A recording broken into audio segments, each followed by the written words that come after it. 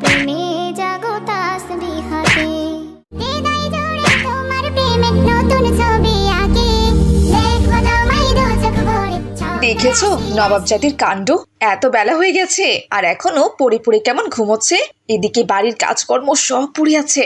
মাইসা, এই মাইসা, ওঠ ওঠ বলছি। এত বেলা পর্যন্ত ঘুমোলে বাড়ির কাজকর্ম কে করবে শুনি? মা, আমার না ভীষণ জ্বর এসেছে। কাজকর্ম করলে তো জ্বর আরো বেশি বেড়ে যাবে। আজ আমি কোনো কাজ করতে পারবো না।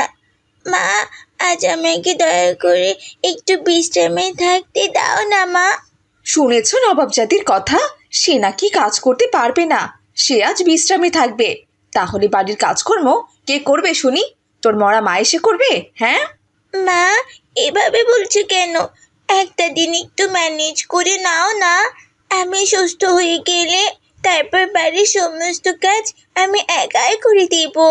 কি বললি তুই? আমি কাজ করব? বুঝেছি, এভাবে হবে না।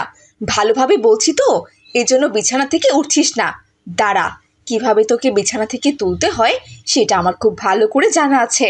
এই কথা বলে মাইসার সৎমা দরজাল মহিলা শেফালি এক বালতি পানি এনে মাইসার শরীরের ওপর ঢেলে দিল। এটা তুমি কি করলে মা? আমার পুরো শরীর তো ভিজে গেল। একদম ঠিক করেছি। এবার দেখবি শরীরে একটুও জ্বর থাকবে না। এখন আমি দেখব তুই এই ভেজা বিছানায় কি করে শুয়ে থাকিস। তুমি নীল পরাজিতা হৃদয়ের রজনী শেফালি, এটা তুমি কি করলে? কাল রাত থেকে মেয়েটার জ্বরে মেয়েটার শরীরটা একেবারে পুড়ে যাচ্ছে। আমি গিয়েছিলাম ওর জন্য ওষুধ আনতে, ও একটু শুয়ে বিশ্রাম নিচ্ছিল, আর তুমি কিনা ওর বিছানায় পানি ঢেলে দিয়েছো। বিছানায় পানি ঢেলে দেব না তো কি করব? হ্যাঁ, পানি না ঢেলে দিলে তো বিছানা থেকে তোমার নবাবজাদি মেয়ে উঠতেই পারবে না। এখন দেখবে এমনি সুরসুর করে কাজে চলে যাবে, আর শরীরে কোনো জ্বর থাকবে না। ওর কোনো ওষুধও লাগবে না, ওর জ্বরের ওষুধ ও পেয়ে গেছে। ছি ছি ছি ছি ছি ছি, তোমার মতো নিমক হারাম সৎমা আমি আমার জীবনে আর দ্বিতীয়টা দেখিনি। আমার এই মেয়েটাকে দেখাশোনা করার জন্যই তো আমি তোমাকে বিয়ে করে এনেছিলাম। তোমাকে বাড়িতে আনার পর তো দেখছি মেয়েটা আমার আরো বেশি অত্যাচারিত হচ্ছে। অত্যাচারিত হবে না তো কি করবে? হ্যাঁ, আমি ওকে বসে বসে খাওয়াবো? বাড়ির কাজ কামে একটু সাহায্য করবে না তো ও কি করবে শুনি? তুমি তোমার মেয়েকে আদর করে কাজ করতে না দিলে যাও, তুমি গিয়ে ঘরের সমস্ত কাজ করো।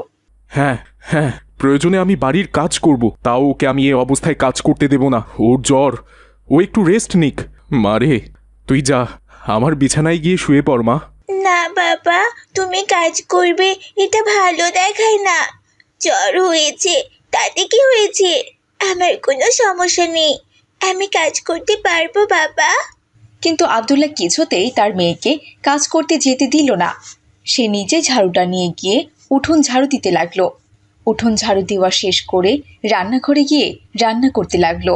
আর এদিকে তার দরজাল বউ শেফালি মনের সুখে ঘরের মধ্যে বসে টিভি সিরিয়াল দেখতে লাগলো। শেফালি, যাও, রান্নাবান্না সব হয়ে গেছে, টেবিলে রেখে দিয়েছি। যাও গিয়ে মজার সুখে খেয়ে নাও। আরে বাহ, এর মধ্যে সব কাজ তুমি করে ফেলেছো দেখছি। মেয়ের চেয়ে তো দেখছি বাপের কাজই বেশি আগাচ্ছে। ভালোই হয়েছে, আজ থেকে দুই বাপ মেয়ে মিলে বাড়ির সমস্ত কাজ করবে, কেমন? শেফালি, এসব কথা বলতে তোমার লজ্জা করছে না? স্বামীকে দিয়ে কাজ করাতে চাচ্ছ? তুমি তো পাপী। আল্লাহ তাআলা তোমাকে জাহান্নামেও জায়গা দেবে না। জাহান্নামে জায়গা পাবো নাকি বেহেশতে পাবো সেটা আমার বিষয়, আর তাছাড়া সেটা পরে দেখা যাবে। এখন তো আরমাইশ করে একটু জীবন কাটাই, পরেরটা পরে হবে। শেফালির কথা শুনে আব্দুল্লাহর অনেক রাগ হলো। রাগ করে সে সেখান থেকে চলে গেল। পথের মধ্যে জোহরের আজান শুরু হলো। আজান তো শুরু হয়ে গেল, যাই মসজিদে গিয়ে নামাজটা পড়ে আসি। ওই তো হুজুর আসছে, হুজুরের সাথে একসাথেই মসজিদে যাই। আসসালামু আলাইকুম হুজুর, কেমন আছেন? ওয়ালাইকুম আসসালাম আব্দুল্লাহ। আলহামদুলিল্লাহ, আল্লাহ তাআলা খুব ভালো রেখেছেন। কিন্তু কি ব্যাপার আব্দুল্লাহ, তোমার মুখটা এমন শুকনো দেখাচ্ছে কেন? তোমাকে দেখে তো মনে হচ্ছে তোমার মনটা ভীষণ খারাপ। কি হয়েছে বলো আব্দুল্লাহ। আর বলবেন না হুজুর, মা মরা মেয়েটাকে নিয়ে খুব বিপদে পড়েছি। ওর সৎ মা সারাক্ষণ ওকে দিয়ে কাজ করায়। মেয়েটার কাল থেকে জ্বর। আমি বলেছিলাম আজকে মেয়েটার কাজ করার কোনো দরকার নেই, সে যেন শুয়ে থাকে। আমি গিয়েছিলাম ওষুধ আনতে, বাড়িতে এসে দেখি মেয়েটা যে বিছানায় শুয়েছিল সেই বিছানায় ওর সৎ মা পানি ঢেলে দিয়েছে। যাতে মেয়েটা বিছানায় শুয়ে না থাকতে পারে। হায় সুবহান আল্লাহ, এ কি অবস্থা! শুনে তো খুবই খারাপ লাগলো। তোমাকে বিয়েটা তো আমি করতে বলেছিলাম আব্দুল্লাহ, কিন্তু তোমার বউ যে এমন হবে সেটা আমার জানা ছিল না। এ তো খুবই বিপদের কথা। তোমার মেয়েটাকে তো দেখছি কাজ করিয়ে করিয়ে মেরে ফেলবে। সেটাই তো হুজুর, কি করব কিছুই বুঝতে পারছি না। মেয়েটা আমার বাড়িতে এভাবে থাকলে তো ওর ভবিষ্যৎ ভালো হবে না। বাড়ির কাজের জন্য ওকে মাদ্রাসাতেও যেতে দেয় না। শোনো আব্দুল্লাহ, তোমাকে একটা পরামর্শ দিই। শুনেছি তোমার শ্বশুর বাড়ির অবস্থা নাকি খুবই ভালো। তোমার শ্যালক তো বিদেশে থাকে, তোমার শাশুড়ি নাকি শহরে একাই থাকে। তাকে দেখাশোনা করার জন্য বাড়িতে কাজের লোকও রেখেছে। তাই আমি বলি কি, তুমি যদি তোমার মেয়েটাকে তোমার শ্বশুর বাড়িতে রেখে আসো তবে খুব ভালো হয়। ওখানেই ভালো থাকবে তোমার মেয়ে, শহরের ভালো স্কুলে পড়াশোনাও করতে পারবে। আপনি ভালো পরামর্শ দিয়েছেন হুজুর। তবে রেহানা মারা যাওয়ার পর আমি তো ও বাড়িতে আর যাইনি। আমার মেয়েটাও তখন অনেক ছোট ছিল। জানি না আমার শাশুড়ি আমার মেয়েটাকে আশ্রয় দিবে কিনা। আরে দিবে দিবে আব্দুল্লাহ, বৃদ্ধ মানুষরা নাতিপুতিকে পেলে অনেক খুশি হয়ে যায়। তুমি একবার নিয়ে যেয়ে দেখো না।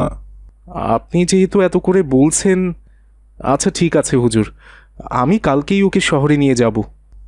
ঠিক আছে, এখন চলো আব্দুল্লাহ, নামাজের সময় হয়ে গেছে, নামাজটা গিয়ে আদায় করে নিই। এরপর আব্দুল্লাহ আর হুজুর নামাজ পড়তে মসজিদে চলে গেল।